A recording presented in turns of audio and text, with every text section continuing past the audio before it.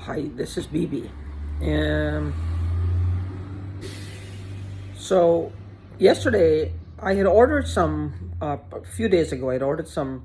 There's a little cards, like they're made of I don't know, aluminum or what, but they're supposed to like block the frequencies and give off positive frequencies, like the equivalent to like these different stones or whatever. I mean, I was never one much for like in believing in like these holistic stones and Reiki healings and all these things. So it's kind of a learning experience for me as well. Um, I'm kind of a hardcore person. If there's a problem, if you give me some pills or an injection or vaccine to fix it, let's just get this bad boy under control and I'm done. So I don't, it's this whole holistic approach to medicinal, I should say, medicinal holistic approaches, not the same as emotional holistic approaches, like releasing PTSD, past trauma, rape trauma, anything at all. That's different. That's of the mind. Um, but actual having stones around you and stones giving off positive frequency and positive energy. I was never really one much into believing that. So I ordered some, and I got them yesterday. And the moment I got them, oh my God, she amped up. It's like I could hear the electricity crackling in the ear. I would touch anything and it just cracks. If I put my hand against the door is wood. You can feel the electricity. I don't know what the hell she's doing. I don't know if she fancies herself a scientist. I don't know what she's doing. All I know is that she's out of control. Or she may be exactly where I left her, where I moved out, and she's paying somebody to do it here. Because I've come to find out I got a client, and get this. Remember I mentioned before that a neighbor of mine had walked into my house and she saw a yellow mist over my bed? And I did some research, and chlorine is one of the things I smell very strongly. And chlorine in mist form is yellowish in color. I have a client who said she saw a yellow mist over her husband's, swirling around. But it was taking shapes, taking images. She also said that they are smelling cigarette smoke in the house. Nobody smokes. That she's smelling cigarette smoke in the house. To the point where it's almost gagging them. They were ready to call and find out who was smoking around them. It's almost gagging them. The smoke is all over. It's like they're getting mouth. Remember, I always say you get mouthfuls of the stuff. It's like you can feel it going in your mouth. Well, that's what they were experiencing. So I know that's one thing. I hate to say this, but it's not in my head. And what are the odds that I would have a client who is experiencing the same thing within the same timeline that she became my client? When I say that this woman is trying to set me up, I kid you not. They're trying to set me up. Either that or they're covering their tracks. Because something is either that, I hope that it's just that. If not, then something really sinister is happening. And I cannot say it on here. I would say it to a police officer or to an FBI agent. Something really sinister. And this woman is behind it, and she's trying to frame me for it. I'm not going to take it. So this is why she's trying to kill me, because like I said, a dead woman cannot accuse anybody, nor can she defend herself. There's a bunch of crimes. You tie this person to the crimes. It's tied off in a neat little bundle while the real perpetrators get away scot-free. That's their master plan. That's their master plan. Because I don't know what this is about. I do know that I have things missing, but that could be just small potatoes. There's other things that they're trying to frame me for. See, if they stole everything from me and I'm beginning to feel somebody stole it, somebody did. Somebody stole them because they're gone. They're missing. And I'm finding out more and more from the horse's mouth of people who were around these items or supposedly around these items. They can't find them either. They don't know where they went to. So literally, they're missing. They're missing.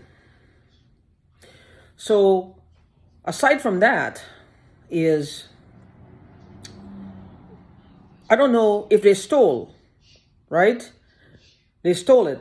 They're trying, if they can get me in the frame for something else that they've done. Because think about it. This is in another country. If they're that sophisticated and that dogged and that gung-ho to go to another country and steal something and they just get away with it, what's the next step?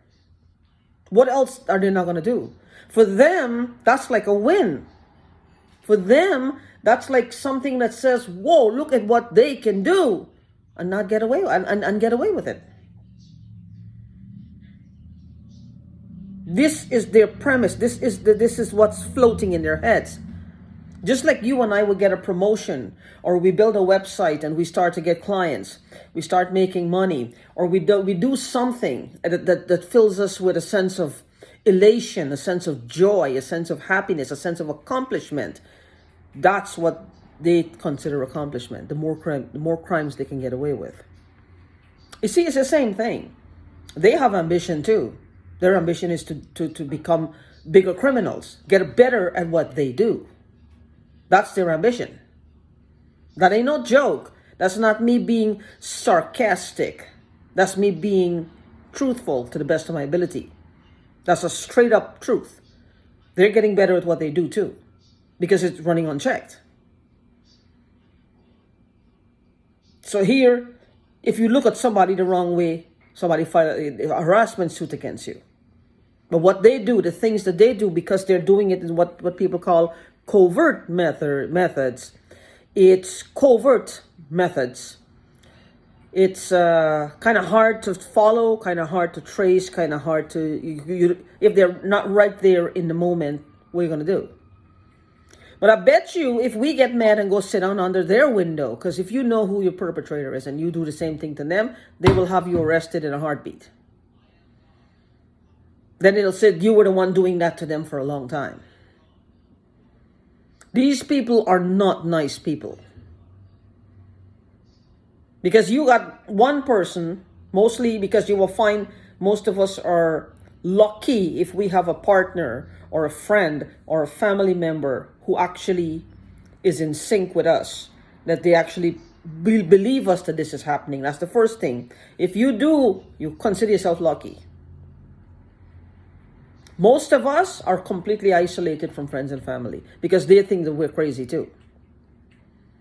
They're trying to portray us as being drug addicts or schizophrenics or both. Because the way how we would react to what they do is synonymous with people who are on drugs and they're paranoid. They're seeing and hearing things. Because look at what they do. Everything is designed to be where you're seeing and hearing things. Like you're paranoid. That's the word, paranoia. Paranoia. You're seeing and hearing things. Nothing is where it's like in your face. You're seeing and hearing things. A car may be parked with something there that's giving off something. As soon as they know, because they're watching you all the time, you have your devices, they got everything, and they're watching you. So as soon as you go call the police, the car gone. It's gone. It's a street. The car has a right to park there. They might ask, well, what were you parked there? What were you doing? Well, whatever. I was making a phone call. I pulled over to make a phone call. Something like that. They'll find some rational explanation for it. They got a million of them. They got a million of them. So the thing with them is, and you call another one, eventually what would the police do? This is just a troublemaker. They're not going to take us seriously anymore. They're going to see us as kooks. We'll be like the boy who cried wolf too many times. When the wolf actually showed up, there was no one there to help him.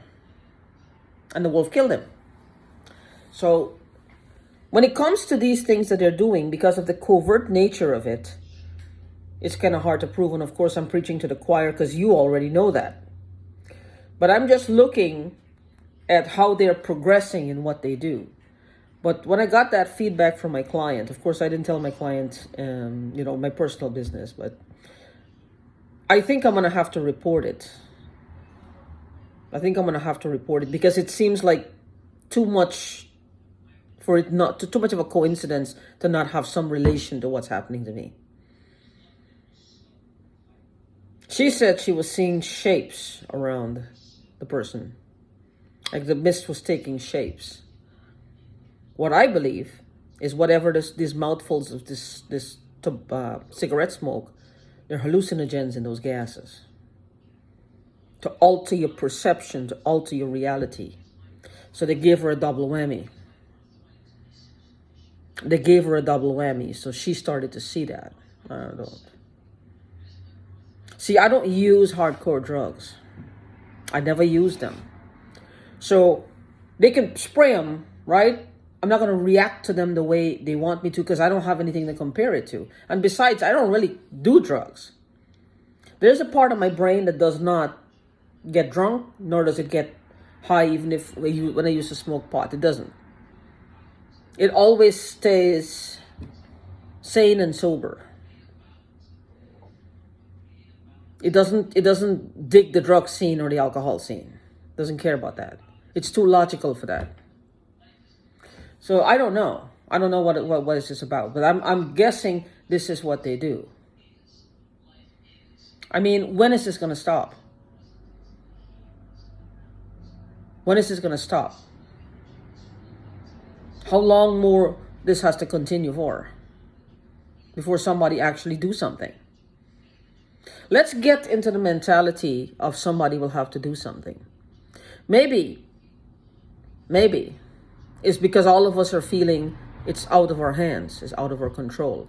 That's that very thought, thousands of us thinking it's out of our hands, it's out of control, it's out of our control, that we just have to lay low and let them do whatever they want. What if that's a big part of the problem here?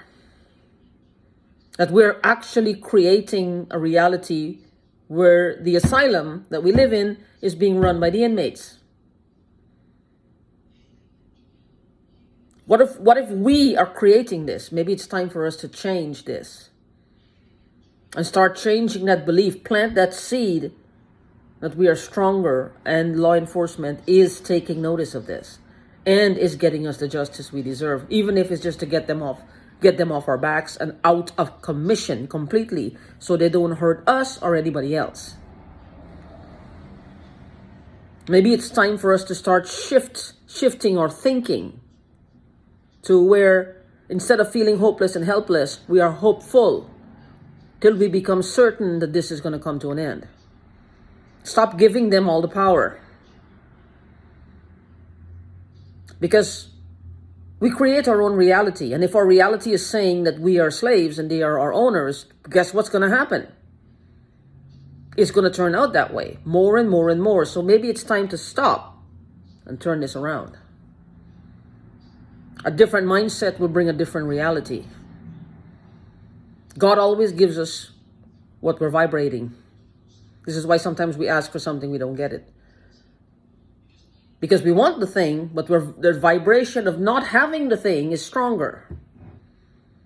The reasons why we shouldn't have the thing subconsciously is stronger. The fear of owning that thing or having that thing, of maintaining that thing, of all the problems, potential problems it could bring, is stronger than the desire for the thing itself.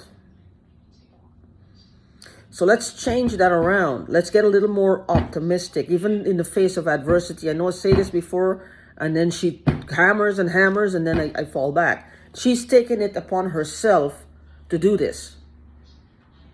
She thinks like she's some kind of black angel or something. When I say black angel, like some kind of, I think of not black skin, but like murky in the depths, like tar almost. Like some kind of out of the depths type person or being or whatever. Like she's protecting the criminal mindset people. She's protecting them. You have to go through her to get to them. So she is their protector, or people like her. She is the guard of the gate. Just like how they have Peter at the gate of heaven, according to some people believe, she is the guard at their gate. She's protecting the mansion. Well, somebody's going to break those gates down. Somebody's going to break them down. And let me apologize. When I said black angel, I did not mean African American person. I meant, because I'm picturing this dark, like something coming out of the depths, you know, with this dark, murky, like tar-like thing. It's not, you know. So that's what I meant. So anyway, let's try to start believing that this is coming to an end, that there is something that can be done. And there is. There is no criminal act without the justice on the flip side of it existing in the reality. We just have to start believing it. If you have a penny, there's two sides to the coin. There's always two sides to that coin. There's one side and then there's the other side, the front and the back, the front and the back. So let's not just believe that the back is here to stay. Let's start focusing on the front of the coin. It's time to shift the balance, as it were. Shift the balance.